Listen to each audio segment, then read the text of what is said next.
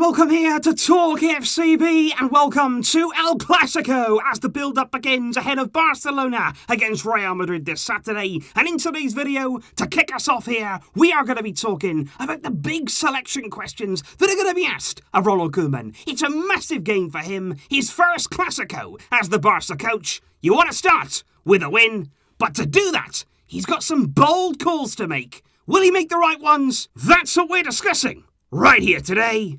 So let's get to it. Because the first big question of Ronald Koeman will be there in his two-man midfield, the base of midfield. Is it going to be Sergio Busquets or is it going to be Miralem Pjanic from the start, who partner Frenkie de Jong in midfield? Because Busquets has started all 4 of our La Liga games under Ronald Koeman so far. He's played 90 minutes in our last 3 of those games before getting a bit of rest there in midweek against Ferencváros. And the fact that Busquets there was rested in midweek in the Champions League allowed Miralem Pjanic to make his very first Barcelona start. He played 75 minutes there alongside de Jong before being replaced by Busquets in that game. And in terms of the performance there from Pjanic in the Champions League, I thought aside from the pass that he gave away, of course, for Piqué's red card, which was a bit of slack play, I thought in general Pjanic did very well there. At the base of that midfield, he moved the ball nice and quickly. That's what you want to see in this kind of system. He looked very accomplished. And also I thought what we started to see very early on is some nice little combinations between him and his teammates. You look there between him and de Jong, and also interestingly between Pjanic and Messi. Those are the kind of combinations that you want to be seeing from those midfield positions, and that puts him in a good place heading into El Clásico. And I think that is the big question right now for Ronald Koeman in terms of a game that is this big. Do you stick there with the tried and tested option of Sergio Busquets? We all know about his experience, especially in a game like this. We know exactly what he's done in this fixture. But are those best days now behind him? And do we need to look in this game for something different? Do you go with Pjanic? Do you go there with somebody who'd be making their Clásico debut, somebody who's still getting up to speed with things, both in terms of the team and indeed his fitness? But in a season here and in a game where we're looking for change, something different, something fresh, maybe Pjanic, he could be the option. But by far and away, the biggest question that Ronald Koeman has to answer in this coming game, it is all about that right-hand side of our attack, and in particular, whether Antoine Griezmann, who was benched against Ferencváros, he didn't come on for a single minute in that game, does he return to the starting lineup? Or does Ronald Koeman look elsewhere? And it was interesting after the game, Koeman, of course, was asked about Griezmann not playing any part in the Champions League. He said Griezmann hasn't played today, but it means nothing in the face of El Clásico. He said in each game, we choose the best possible 11, so we'll see. On Saturday, we have another game, and that's the question. Do you bring him back in?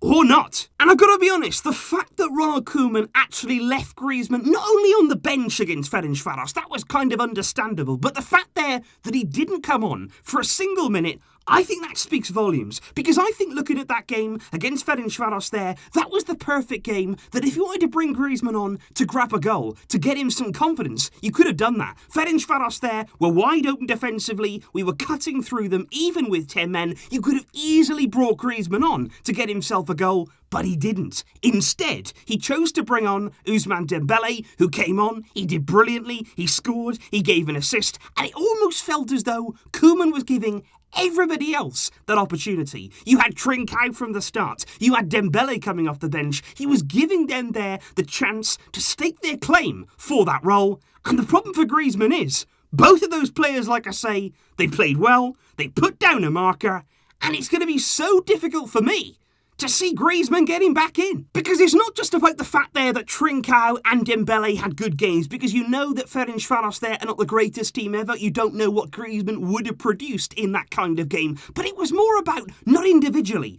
but the whole team. As a team, we look better without Griezmann on the right-hand side. And that's just a fact. Everything functioned more smoothly. We had 2 direct wingers there, out wide, giving us that width, and it helped the team enormously. You had players there looking much more comfortable in that setup, and even more crucially than that, in particular, Lionel Messi. He looked better, he looked more confident, he got on the ball more, he was at the centre of everything, playing closer to his best, and that was without Griezmann there. And I think, because of that, you've got to keep Griezmann for this game on the sidelines, which leaves one question. Is it Trincao or is it Dembele? Now, in the case of Fransisco Trincao, we're talking here about a 20-year-old who would be making his Clásico debut if he was to play against Real Madrid. And of course, the big question when you're that young, when you're making a debut in this game, the question will always be, can you handle the occasion? Can you handle the pressure of playing in this kind of match? And one thing I would say is that making your debut here in a Clásico without fans, it'll still be tough, but it might not be as tough as it usually would be. I think Trincao against Ferencváros, he caused plenty of problems down that right-hand side. He didn't quite score, he didn't quite get that final touch that he needed, but I thought he was a really, really good outlet, and he also worked very hard, which will have pleased Koeman there on that right side. But of course, Real Madrid would be a big, big step up in quality, and the question would be, can he replicate that against them on Saturday? In terms of Dembele, he made an absolutely incredible impact. You've got to say, he came on there for 27 minutes against Ferencváros, and he just caused no end of problems, showcasing basically everything that we want to see from this young man. That raw pace, direct running, absolutely brilliant play there, getting to the byline time and time again, and not only that, but providing that finishing touch, providing that final ball, setting up the goal for Pedri, scoring one himself. And I think when Dembele's running at you like that, when you're trying to stop Dembele at full tilt, you can't. He's one of the only players in the world that when he gets going, you've got no option. You can't stop him, and that's what we need to see every single game from that man. Having said that, though, about Dembele, as good as he was in his cameo against Ferencváros, the doubt that I would have about starting him in El Clásico is when you look there at what he did from the start against Getafe. That was a step up there in opposition. It was a much more solid defence, and certainly Dembele, he struggled. From the start there, he looked a bit nervy, he looked a bit leggy, he kept giving the ball away time and time again, and I just worry that in a Clásico from the start, if we're giving the ball away that frequently, we're going to be in massive trouble. We cannot afford to start in that way,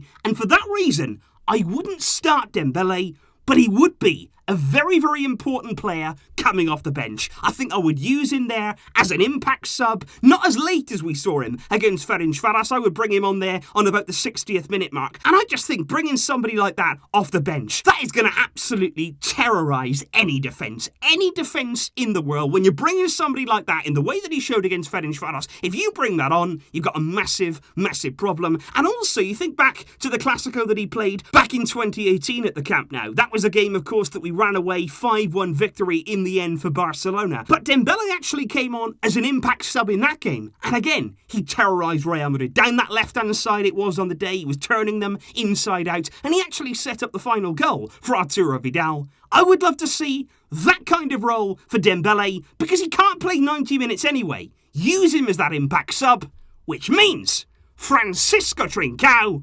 should start this game. I think on that right side there, like I say, he'll work very, very hard. That's the first thing that you can guarantee with him. He's certainly going to try there and wear Real Madrid down. He's going to try and force them this way and that. He's going to hold his width. He's going to be very, very disciplined. That's important there for the entire system, that we have a player on the right who's going to do that. And also one thing you do get from Trincao is that we haven't seen it yet at Barcelona, but we've seen it in his time at Braga. He's somebody who can really let rip from the edge of the box. He can hit some absolutely brilliant long-range strikes, and that could certainly become of use in a game like El Clásico.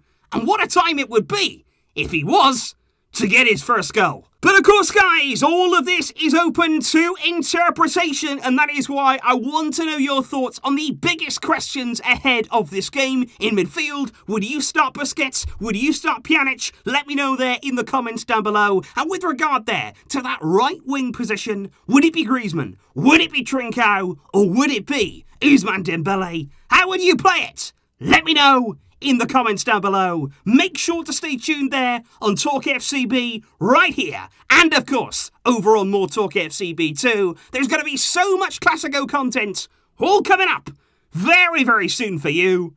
Thanks for watching and for getting involved. And I will see you soon. But until next time, as always, Visca El Barça.